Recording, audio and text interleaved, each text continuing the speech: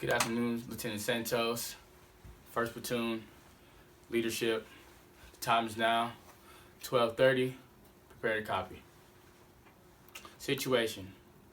We are trying to get to the area of interest of Objective Bobcat, but we will be operating in the area of operations Wildcat. Our enemy, Republic of Ethiopia, has established a stronghold of a local police station in the vicinity of area operations Wildcat. Reports state that an insurgent group called the South Ethiopian Army, also known as SAPA, is conducting dismounted patrols along trails and within villages in our AO to extort information on battalion operations. They patrol in groups of 10 to 15 men, and their equipment are small armed weapons, grenades, and communication equipment. Most possible course of action: they will resist capture as their morale is high due to threats from SAPA leadership. Most dangerous course of action: QRFs will be sent to our AO and or the Objective Bobcat. The friendly forces. Higher unit, we have Task Force Triad, who will conduct series of patrolling operations in the AO Wildcat no later than 1900 hours on February 20th in order to destroy local SAPA forces operating in the AO. Adjacent units, Bravo Company, which will be the left unit mission, will be conducting stability operations in the AO Panther no later than 2100 hours February 20th in order to prevent SAPA forces from gaining intelligence on battalion positions. Charlie Company, which will be our right unit mission, will be conducting stability operations in AO Lion no later than 2100 hours February 20th in order to prevent SAPA forces from gaining intelligence on battalion positions.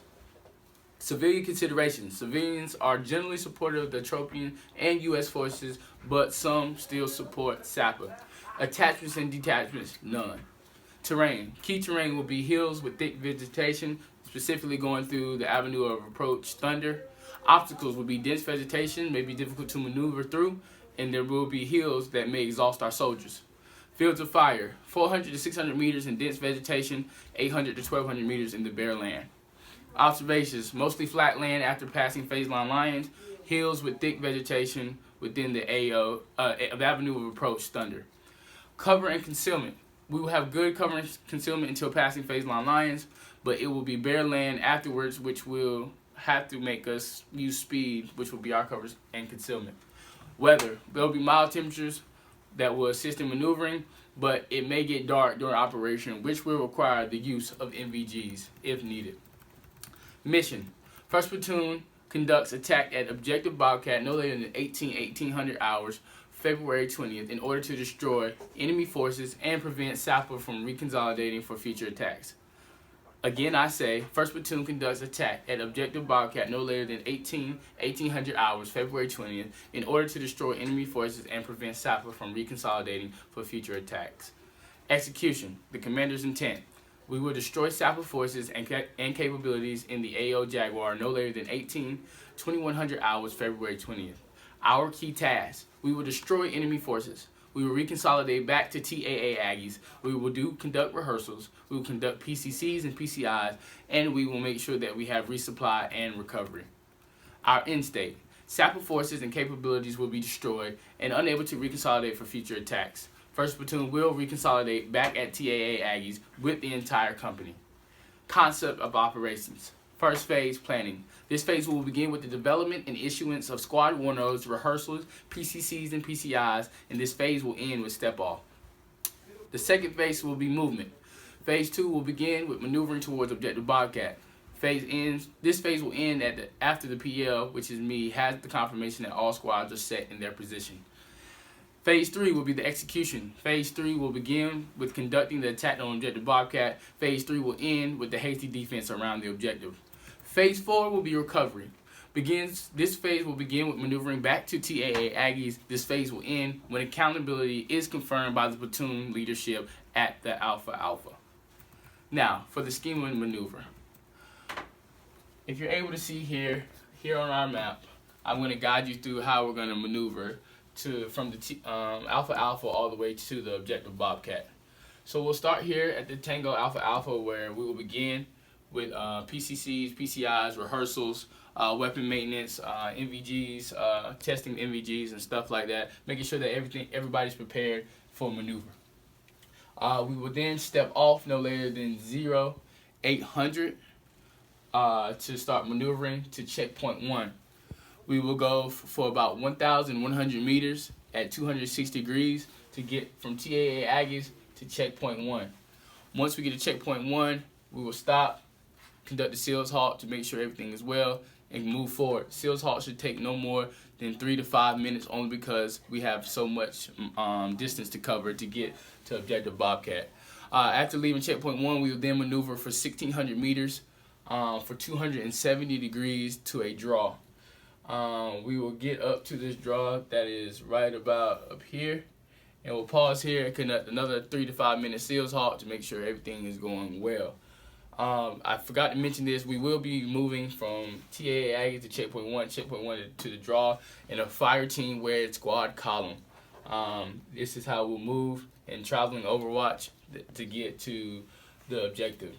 Moving from the draw, we'll then maneuver to checkpoint 2, which that will take about 1,400 meters, and we will be doing that at about 315 degrees. Going from checkpoint 2 to then the trail, to phase line, we'll go about 700 meters at 315 degrees again to get up here. We'll get at the phase line, make sure we're good, conduct another 3 to 5 minute SEALS halt, and we'll also be realizing that we're approaching bare land. So we'll start to expand out more with our distance between the wedge, but we'll keep maneuvering. We will then get to the first trail, which is about 700 meters away at 312 degrees. We'll get here at the first trail here that you can see. After getting there, we'll go then another 1,050 meters to this trail here at 312 degrees. Once we get to this trail here, I would like for us to again turn into a tactical column on the trail, since it's kind of a way, and if the trail goes through the objective, I would like to get in a tactical column, only just because we're going to be on the trail and I want both sides to be covered with security and observation. Once we do that, we'll go up about 400 meters at 0 degrees north to make sure that we get kind of closer to the objective, and then we will start moving towards where I would like for the ORP degree, which is about 900 meters away at 305 degrees. We'll get in, set up at the ORP. Assault will be in a football shape. Assault element 1 will be from the 12 to the 6, and assault element 2 will be from the 6 to the 12. Once they get set in place, I will then go on my leader's recon. With me on my leader's recon, I'll take myself, RTO, my Weasel, my entire security squad, my 2 ammo bearers, my assault gunner, and a rifleman from one of the 2 respective squads. Here in the middle, we will have the security team here, if I didn't mention, once we maneuver into the ORP. Once that is set, I'll conduct that recon. We'll do a cloverleaf around. We won't get too much far out because, like I said, it's bare, so it'd be very easy for the enemy to identify us and get observation of where we're at. So we'll conduct a mini cloverleaf so that we're not seen on both sides. We'll come back. I will leave my rifleman and assault gunner here to be at the rally point, and which is about right here, a rally point, and they'll be they'll also serve as the S&O team as well. Once I gather all the men that were on the leaders recon, we'll go back through. I skipped a step. I will go ahead and set my security elements to the left and far right. I feel like the right security will have to deal with the most because the trail that goes through the objective. So we will then